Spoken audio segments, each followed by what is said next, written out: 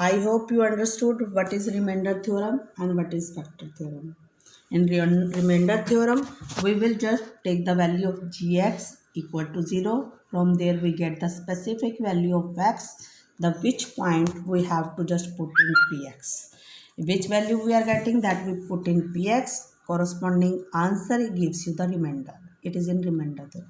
But what is in factor theorem?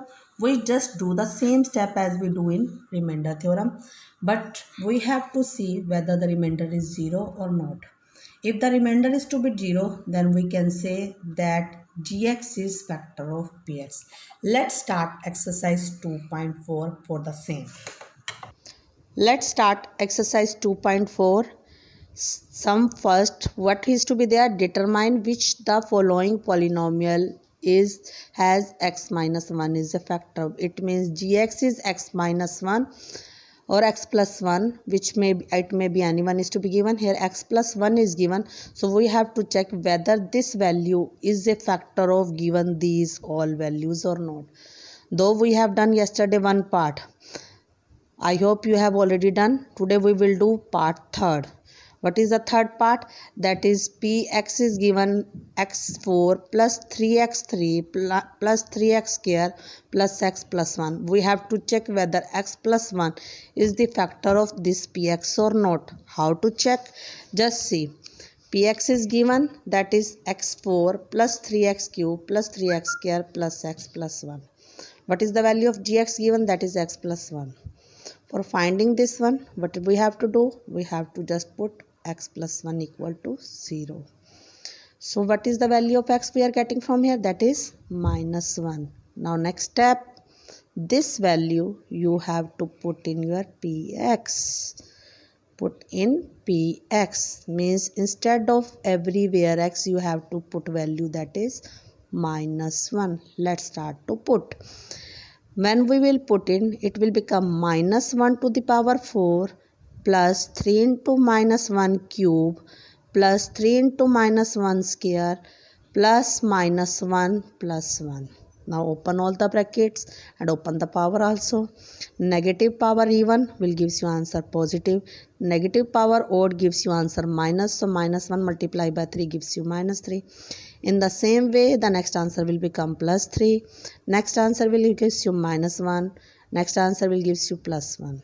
Now the whole calculation of this, what you are getting at the end, by using the rule of integers, you know na, minus is to be done separate and plus is to be done separate. Then from the bigger is to be subtracted, then the sign of bigger one statement. So you will get 1. Now check whether remainder is 0 or not, because when you are to just check whether it is factor or not factor, you have to apply factor theorem, and the whole factor theorem depend on your remainder.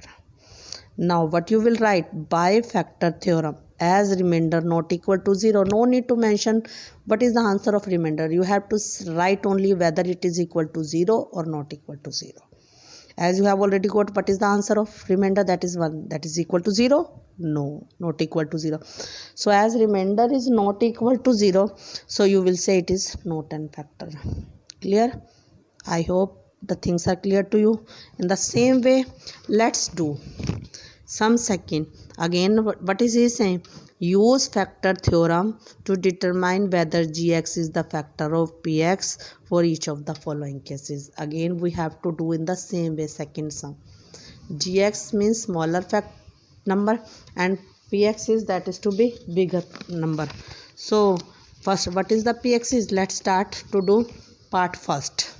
We will do part first. Rest you will do yourself. Okay. Px, that is 2x cube plus x square minus 2x minus 1. And what is the value of gx? That is x plus 1. What is the value of gx? That is x plus 1. What is the value of px? You have already read, I think so, from the book. Okay. We are going to do this one part. So let's take px. Let's take gx. Gx value, px value.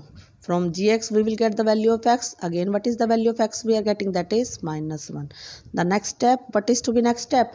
We have to put the same value in our px. Let's put 2 into minus 1 cube plus minus 1 square minus 2 into minus 1 minus 1. Now do the calculation. It will gives you -2 plus 1 plus 2 minus 1. The overall answer is 0. What I have told in the earlier also, you have to see whether remainder is 0 or not 0. If remainder is 0, what you will write? You will write by factor theorem the gx is factor of px. Just check here, by factor theorem what you will write? As remainder is equal to 0, therefore it is yes factor. Now clear now let's do the next sum. Let's apply it for the same third sum. What is the third sum? Find the value of k if x minus 1 is the factor of each of the following cases. Now it is given factor दिया हुआ है and we have to find the value of k. You know very well by factor theorem, if factor is to be there, remainder always becomes 0. Same we have to apply. How to apply? Just see. A statement is given of first part, that is x cube, px is given x square plus x plus k, okay, and gx is given x plus 1. So from here first we will get the value of x, that is equal to 1. So as gx is the factor of px, by factor theorem remainder will be 0.